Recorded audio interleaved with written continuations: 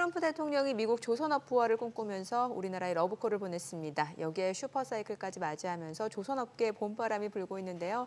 최근 조선주름 짚어보면서 투자 전략 세워보겠습니다. 신영증권 엄경화 연구원 자리했습니다. 어서 오세요. 안녕하세요. 트럼프 대통령이 전 세계 향해서 계속 관세 폭탄 던지고 있는데요.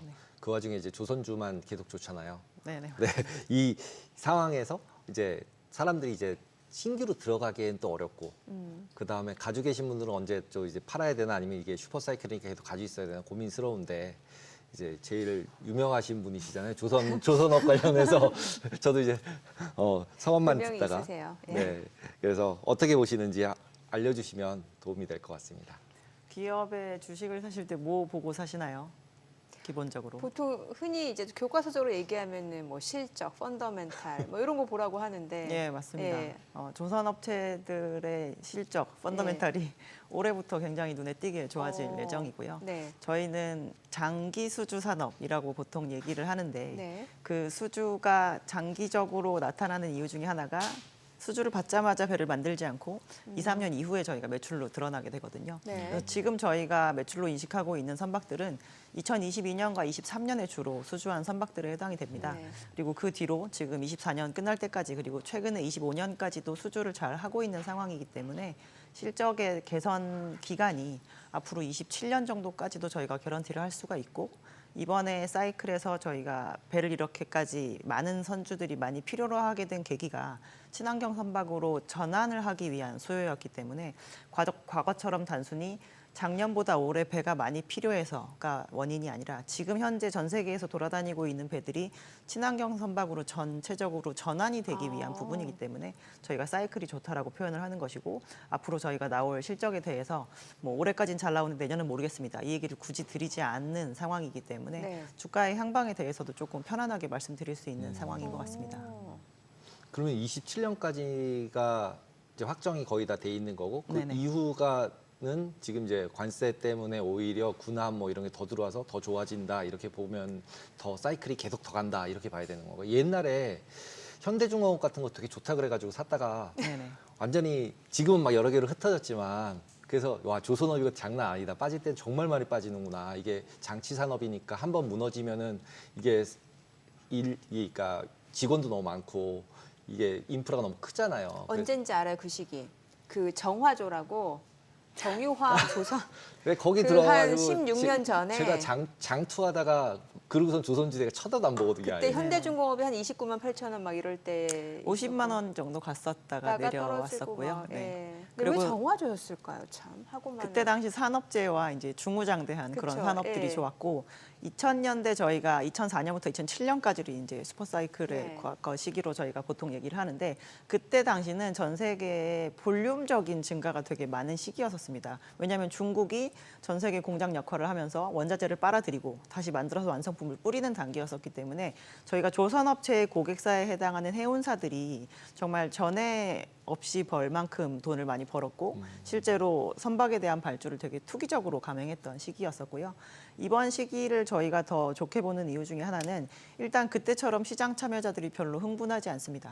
저희가 배는 사실 어제까지만 해도 매년 1,000척씩 필요했는데 올해부터 막 2,000척씩 필요하고 이러지 않거든요. 그렇죠. 그래서 기본적으로 공급이 이렇게 결정되어 있는 산업에 해당이 되는데, 그 당시에는 저희가 너도 나도 조선을 하겠다고 달겨들고 있었던 상황이었었기 때문에 조선의 공급이 굉장히 빠른 속도로 확장이 되는 시기였었습니다. 예. 저희 수요와 공급이 명확한 산업이면 당연히 공급보다 수요가 많을 때 사이클이 좋게 형성이 되기 마련인데, 저희가 이렇게 몸집을 불려놓고 나니까 사실 어떻게 보면 고정비가 전체적으로 올라가게 된 거죠. 네. 그래서 매출의 수준이 10에서 8로만 내려와도 과거에 5에서 4로 내려올 때보다 더 치명적으로 네. 조선업체의 수익성이 안 좋은 영향을 줬었기 때문에 네. 과거에는 사이클이 그렇게 안 좋았었던 거고요. 지금은 저희가 지속 가능한 정도의 수준의 수주가 쭉 나오기만 한다라고 해도 지금 현재 조선업을 영위하고 있는 업체들의 그 공급으로 충분히 커버를 하고 수익을 남길 수 있는 부분이기 때문에 그렇게 네. 긍정적으로 말씀드리는 겁니다. 그 말씀 주신 내용 보면 이제 친환경 선박으로 그 교체에 대한 수요에다가 이제 또 노후화된 선박까지도 꽤 많다면서 이게 그럼 네네. 같이 맞물려 가지고 좀 슈퍼 사이클이다 이렇게 보면 되는 거예요? 그렇죠. 저희가 기본적으로 원래 그냥 그 선박의 라이프 사이클상 30년 만에 돌아오는 호황은 네. 이제 선박의 내용 연수가 실제로 30년 정도가 되기 때문에 보통 선박은 사람이 발주를 하는지라 네. 균일하게 발주가 되지는 않습니다. 몰릴 땐 많이 몰리고 또 안 나올 땐 안 나오는데 많이 몰렸던 시기의 선박들이 내용 연수가 다 하게 되면 그때 또 막 서둘러서 발주를 하다 보니까 저희가 한정적인 조선 공급 내에서 이제 사이클을 형성을 하게 되는 것인데요. 지금의 이 친환경 선박으로의 전환은 그 30년의 내용 연수를 다 사용을 하지 않았어도 친환경적인 그 규제에서 걸리는 부분이 있기 때문에 전체적으로 점진적으로 계속 바꾸려고 하는 것이고 전 세계에 떠다니는 선박이 한 10만 척 정도 됩니다. 네. 저희가 여객선을 제외하면 화물선 한 6만 척 정도 되고요. 근데 저희 2021년부터 최근까지 굉장히 열심히 노력을 했지만 친환경 연료로 추진되는 선박의 수는 지금 전 세계 한 2,000척 정도밖에 깔려 있지 않습니다. 네. 그래서 앞으로도 전환이 되어야 될 숫자가 오. 훨씬 많은 상황이기 때문에 네. 이 전환이 아무래도 조선업체들에게 예전에는 사이클이 등락이 심했다라고 한다면 네. 꾸준한 수요를 가져올 수 있게 된다라고 말씀을 드리는 거고 수요가 어느 정도 쭉 깔려준다라고 한다면 조선업체들은 조금 안정적인 상황에서 영업을 영위할 수 있게 되는 거죠. 조금 반대로 네. 생각해 보면 네. 지금 관세 때문에 난리가 좀 났잖아요. 네네. 근데 그거의 기본 원점을 생각을 해보면 리쇼링, 그래서 공장을 미국에다 지어라. 그다음에 유럽은 유럽에다 지어라. 중국은 중국에다 지어라. 그러고 나면은 배로 물건을 움직일 일이 좀 없어지지 않을까요? 그러면은 실제로는 지금까지 만들었던 배들이 갑자기 쓸 수도 있는 거고, 예를 들면. 그리고 지금 이제 환경도 얘기를 하지만 트럼프처럼 또 배째라 환경 안 한다 이러고 있는 거잖아요. 어떻게 생각해요? 리쇼어링으로 운송의 루트를 없애버릴 수 있는 건 완성품뿐이죠. 저희가 전 세계에 퍼져 있는 원자재들은 위치로 옮겨 놓을 수가 없지 않습니까? 그쵸, 그쵸. 없는 나라에 갑자기 생겨나는 네. 것도 아니고. 근데 전 세계에서 가장 해상물 동량으로 많이 움직이는 것들은 원자재입니다. 기본적으로. 저희 전체 6만 척의 화물선 중에서 완성품을 옮긴다라고 얘기를 할 수 있는 컨테이너 선박은 한 6에서 7천 척 정도밖에 되지 않는 상황이고요. 그리고 이렇게 관세와 그리고 이제 지정학적 리스크, 뭔가 정치적인 이슈로 인해서 이 운송의 복잡도가 올라가게 되면 저희가 똑같은 물량을 나누는 데 있어서도 더 먼 거리를 돌아간다거나 다른 데 들러서 와야 된다거나 이런 식이기 때문에 운송이라는 행위는 저희는 필수제 중에 하나라고 생각을 합니다. 네. 전 세계 무역의 몇 %가 배로 움직이는지 혹시 아시나요? 비행기보다 많을 것 같아요. 훨씬 많을 것 같은데요. 85% 그죠? 정도 거의 됩니다. 달 것 예, 같아요. 비행기로 85. 움직이는 수량은 거의 한 5% 내외 정도밖에 되지 않고요. 네. 나머지는 대륙이 연결되어 있는 데에서 뭔가 철송으로 이루어진다거나 육상으로 왔다 갔다 하기 때문에 저희가 해상으로 왔다 갔다 하는 이 무역은 필수제라고 볼 수가 있는데 그중에 양이 워낙 절대적이고 그리고 저희가 원자재는 아까 말씀드렸다시피 움직일 수가 없는 부분이기 네. 때문에 리쇼어링만으로 해결될 수 원자재가 있는 80, 아까 수는 아닙니다. 65%라고 그러셨죠. 원자재 포지션이 배에서. 원자재 포지션이 전체 선박의 구성 중에 어느 정도냐고 네. 보면은 완성품을 나르는 것의 비중이 척수 기준으로 했을 때 한 10% 내외 정도밖에 안 되니까 오히려 조금 더 그럼 많다라고 봐야 90%가 되겠죠. 거의 원자재를 나르고 있는 거라고 봐야 되는 네네. 거네요. 그러면 결국 중국이 경기가 좋아지면서 원자재를 많이 수입하면서 같이 전체 이제 선박 수주량이 늘어나졌다 이렇게 봐야 되는 거네요. 그게 2000년대의 초반 그럼 얘기입니다. 지금 현재 늘어나고 있는 거는 그때 늘어난 게 그대로 유지되는 상태다 이렇게 봐야 되는 건가요? 지금은 이제 사실 2018년부터 시작했던 무역 분쟁으로 인해서 이미 미국과 중국은 이 무역 분쟁에 있어서는 둘 다 프로페셔널이거든요. 네. 중국은 미국한테 팔던 거를 다른 곳에 팔기 시작을 네. 했고 미국은 중국으로부터 수입했던 거를 다른 국가로부터 수입을 해놓은 상태이기 때문에 이미 그 부분이 굉장히 많이 분산되어 있습니다. 그래서 지금은 요즘에 저희 그렇게 얘기하거든요. 중국인들도 이제 본인들이 입는 옷을 아시아에서 사 입는다. 속옷 같은 아하. 경우, 그러니까 동남아시아에서 사 입는다라고 얘기를 해서 이미 그쪽으로 옮겨간 뭐 경공업에 대한 공장들도 있고 또 많은 부분이 분산되고 있는 상황이고 저희가 이제 많은 부분에서 제2의 중국이 인도가 되지 않겠느냐라고 얘기를 하는 부분이 있지만 또 그분이 완벽하게 옮겨갈 수 없기 때문에 지금은 기능들이 여러 국가로 많이 퍼져 있는 상황에 해당이 된다고 보시면 될 것 같습니다. 그럼 그렇게 지금 관세 리스크가 지금 듣다 보니까 관세 리스크가 별로 안 커 보이는데요. 조선은 관세 리스크가 사실 상관이 없는 게 저희가 조선 업체에게 많이 발주를 하는 해운사들의 물동량은 이 관세 리스크로 인해서 일시적으로 줄어드는 건 맞습니다. 근데 해운업에 종사하고 배를 들고 있는 어떻게 보면은 굉장히 롱텀 자산이라고 봐야 되는 이 선주들 입장은 어떻게 얘기하는지 한 줄로 설명을 네. 드리면 물건 떨어져 봐라 4배 안 쓸 수 있나 라고 하는 게 아. 입장이거든요. 그래서 실제로 저희가 2018년에도 상반기에 미중 무역 분쟁에 대한 예고를 하고 하반기에 그 관세 장벽을 쌓으면서 저희가 물동량이 줄어서 궁극적으로 2018년 대비 2019년에 전 세계 해상 물동량이 줄긴 했지만 그걸로 인해서 오히려 코로나 때 저희가 공급망 리스크를 더 크게 확대를 시켰죠. 그래서 그 뒤로 오는 후폭풍이 굉장히 컸거든요. 재고는 줄 대로 줄어 있는데 어딘가에서든 자재를 저희가 사와야 되는데 이제 그게 안 되니까 해상운임이 5배, 10배씩 오르면서 해운사들이 역대 최고의 수익을 올렸던 건데 지금 이 상황도 저희가 봤을 때는 분명히 25년에도 관세 장벽이 높아지게 되면 올해 대비해서 내년 아니면 작년 대비해서 올해도 분명히 해상 물동량은 줄긴 하겠지만 그 재고 레벨이 낮아졌을 때 그거를 다른 걸로 해소를 할 수 없게 된다면 한 쉬어가는 기간 이후에는 다시 원복하는 과정이 분명히 있을 것이고 그렇게 된다라고 하면 종사하는 산업들에 대해서는 아마 다시 되돌아오는 기간으로 인해서 회복이 충분히 가능할 것이다라고 보고 있습니다.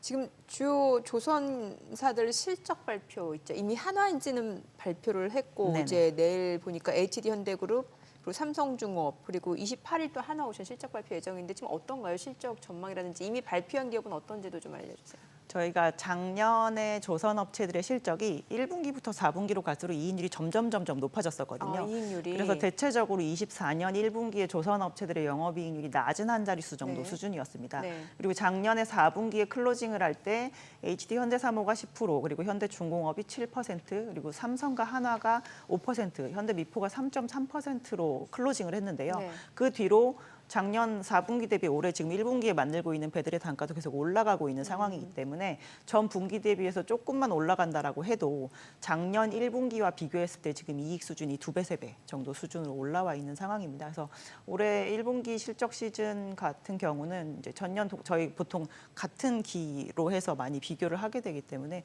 200%, 300% 늘어난 아마 실적을 확인하실 수 있을 거라고 예상할 수 있습니다. 최근에 이제 알래스카 얘기 계속 나오면서 LNG선 얘기가 나오고 있잖아요.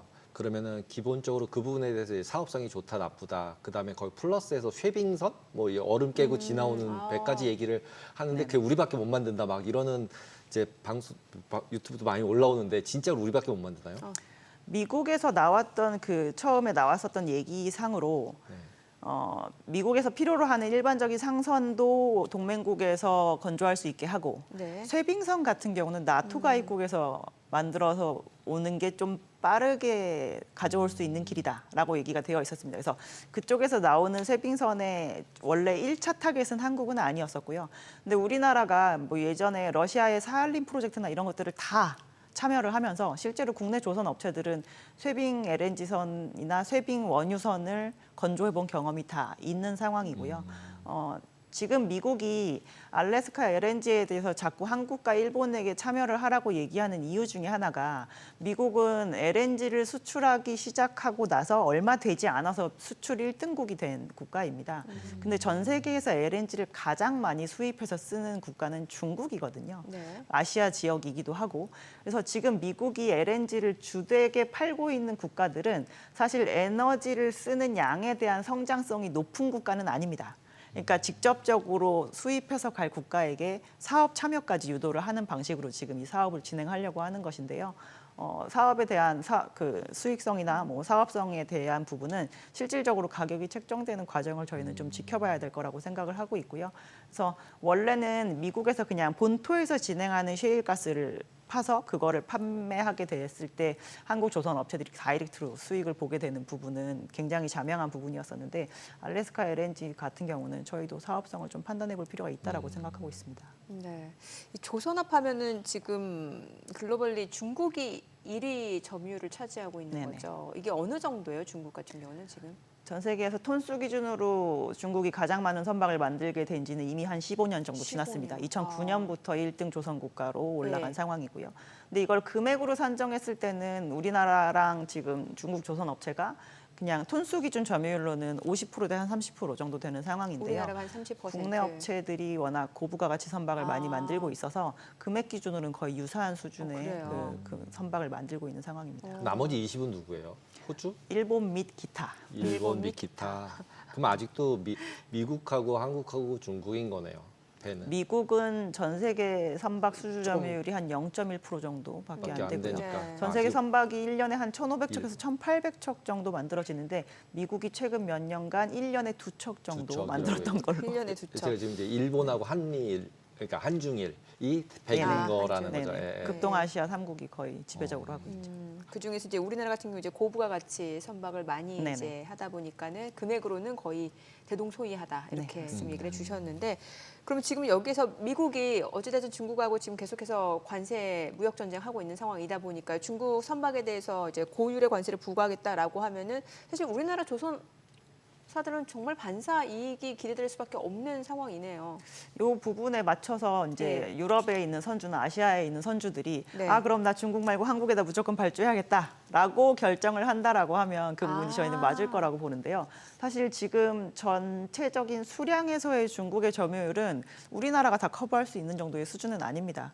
수량으로 봤을 그래서 때. 최근에 몇몇 나오고 있는 수주에 대해서 아 예. 이거는 원래 중국으로 가려다가 바로 방향을 틀어서 한국에 온 것 같다라고 해석을 하시는 일부 물량이 있지만 네. 지금 현재 조선 업체들의 상황이 2024년 하반기에 중국이 특히나 조금 수주를 많이 빨아들인 상황이라 수주 잔고의 길이가 오히려 한국보다 중국이 더 길기도 한 상황이라서 잔고에 빨리빨리 잔고를 내어줄 수 있는 한국의 슬롯들이 좀 팔려 나가면서 그런 얘기를 해석을 하시는 걸로 저희는 보고 있는데요.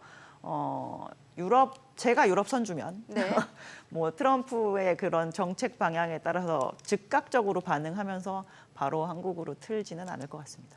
그러게요. 그리고 네. 중국 같은 경우는 그 세계 최대 1위 규모의 그 조선사가 국영 네, 맞습니다. 기업이니까 이 정부의 지원도 엄청날 거 아니에요.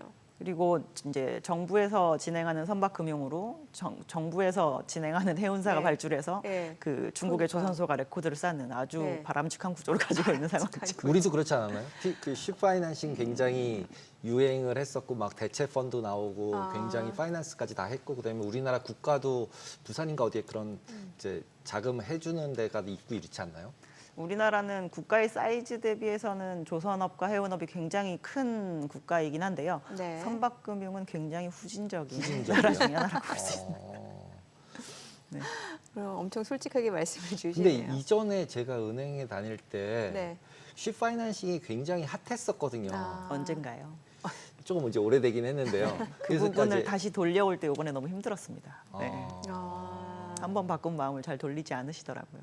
한번 뒤었다 이거죠. 네, 중간에 이제 막 올라갔다가 다시 네. 이제 해야 되는데 그때 뒤인 것 때문에 이제 안 하게 된 상태로 현재까지 있는 거예요. 그러면. 네.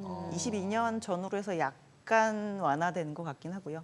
지금도 여전히 보수적인 시각을 유지하고 계신 것 같습니다. 근데 그게 결국 금리가 높아져서 그런 거 아닌가요? 금리가 낮아지면 결국 대체투자로 넘어가고 대체투자 넘어가면 쉽파이낸싱에서 충분하게 일드가 나오니까 쉽파이낸싱도 되는 건데 상품성으로는. 근데 실제로 그렇게 안 됐던 특별한 이유들이 있나요? 근데 실제로 선박금융은 저희가 뭐 원래 법적으로도 부동산이긴 하지만 단기론으로 사는 건 아니거든요. 배라는 자산은 저희가 30년의 내용 연수 중 거기서 7에서 12년 정도의 선박금융을 끌어와서 선박을 발주를 하기 때문에 생각보다 해외 선박금융의 금리가 좀 낮은 편입니다. 네. 그래서 한국의 경쟁력이 금융기관에서 없다. 제시하는 그 금리는 사실 그렇게까지 막 경쟁력이 있진 않죠. 아까 말씀하셨던 기관 중에서 지금 해양진흥공사라고 하는 데에서 요즘에 대출해주는 그 선박금융의 금리가 아마 시중에 있는 은행들보다는 조금 낮은 것으로 알고 있습니다. 우리가 보통 이제 조선사라고 하면 이제 상장된 좀 대형 기업들 위주로 알고 있는데 또 네네. 중소형 조선사들도 있잖아요.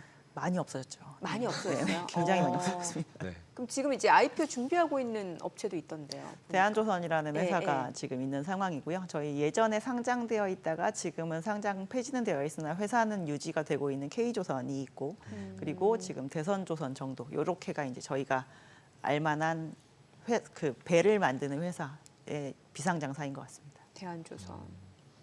그러면 지금 이제 그런 선수금이나 이런 거 대출을 해주거나 도와주지 않으면 이런 데는 경쟁이 안 될 거잖아요. 큰 그래서 데랑은. 실제로 22년 뭐 이쯤에는 이러한 그 중간 조선소에 해당하는 그런 예, 예. 회사들이 1년에 저희가 RG라고 해서 그 리펀드 개런티라고 하는 거를 발급을 해줘야 네. 이 계약이 쭉 그쵸. 유지가 될 수 있거든요. 근데 그 한도를 다 써버린 거예요. 연초에 네. 너무 수주가 잘 돼가지고. 그래서 그 다음에 들어오는 수주를 놓쳤다가 다행히 럭키하게도 저희가 성과가 그대로 올라서 그 한도가 풀렸을 때 받게 되었을 때 조선 업체들에게 좀 좋긴 했었지만 사실 만약에 그게 성과가 계속 오르는 상황이 아니었다라고 한다면 이번에도 사업을 하려고 트라이는 하는데 뭔가 금융적인 지원이 안 돼서 또 좌초될 수 있었던 그런 상황이었다고 봐야 되겠죠. 네. 그 항공 보잉도 좀 여쭤볼게요. 네네. 최근에 보면은 그 중국 땅 찍었는데 보잉 중국에서 그 자국 그 항공사에다 보잉기 인수하지 말라고 하니까 다시 회항하고 있잖아요, 지금. 그러니까 오히려 또 에어버스가 반사이익을 받을 네네. 거 아니냐라는 또 분석도 나오더라고요. 에어버스가 실제로 에어버스와 보잉 이렇게 두 군데만이 네. 저희가 이제 상용 항공기를 만들고 그렇죠. 있는 회사들인데 원래 그 코로나 이전에는 보잉이 굉장히 더 조금 우세한 편이었었습니다. 근데 아시다시피 2018년 말과 2019년 초에 보잉이 굉장히 큰 사고를 냈죠. 맞아요. 저희가 네. 추락 사고가 나면서 네. 이제 전원이 사망하는 사고가 발생을 하면서 전 세계 이제 항공국에서 각각 이제 뭔가 운항 제재를 좀 받기 시작을 했고 실제로 그래서 저희가 커머셜 항공기라고 하는 거를 1년에 거의 한 800대 정도 보잉이 생산을 했었는데 이제 그게 떨어질 대로 떨어져서 200대 수준까지 갔다가 이제 한 300대 정도로 회복을 한 상황입니다. 그래서 보잉 입장에서는 지금 매우 수요가 성장세가 좋은 중국의 항공기를 그런 식으로 해서 이제 환불을 받는다고 해도 다른 데에다가 지금 사실 보급하기도 조금 바쁜 상황인지라 이 상황 자체가 굉장히 악화된 상황은 아니지만 그래도 네. 아시아에서 지금 제일 빠르게 항공산업이 성장하고 있는 곳이 중국이긴 하기 때문에 네.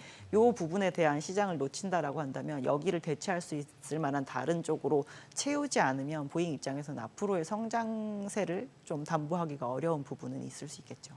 저 다시 조선 쪽 좀 여쭤보고 싶은 네. 게 이제 저희가 그 조선사 위주로 알아보긴 했는데 이제 투자 관점에서 보면은 그 밑단의 중소형주에는 이제 뭐 조선 기자재 네. 아니면 뭐 보냉제 뭐 아니면 피팅 관련 이런 종목 굉장히 많이 움직이잖아요. 왜냐하면 그런 중소형주들이 어떤 때 더 탄력적으로 움직일 때도 있거든요. 혹시 조선 기자재에 대해서는 어떻게 보세요? 조선 기자재가 주가 움직임의 베타가 더 큰 거는 과거의 사이클 때도 실제로 그랬었고요. 네. 저희가 이번 사이클에서 특히나 기자재 업체들 중 엔진사를 좀 많이 집중적으로 엔진. 좋게 보고 있는 예. 상황인데 친환경 선박을 만드는 데 있어서 가장 중요한 건 친환경 연료를 사용할 수 있는 선박을 만드는 겁니다.